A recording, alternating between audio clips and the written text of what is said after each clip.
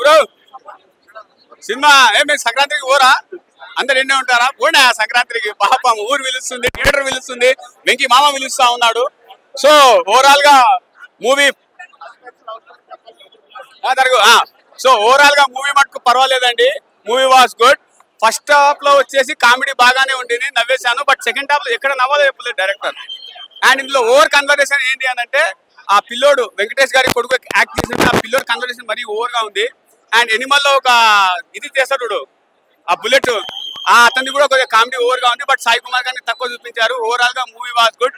ఇద్దరి కొప్పుల మధ్య ఒక మొగుడు ఎలా నలిగిపోతాడు అనేటువంటిది రొటీన్ కావచ్చు, బట్ కొద్దిగా కొత్తగా ఏం కాదు, కానీ సంక్రాంతి పండుగ కొత్త కాబట్టి చూపించడం జరిగింది.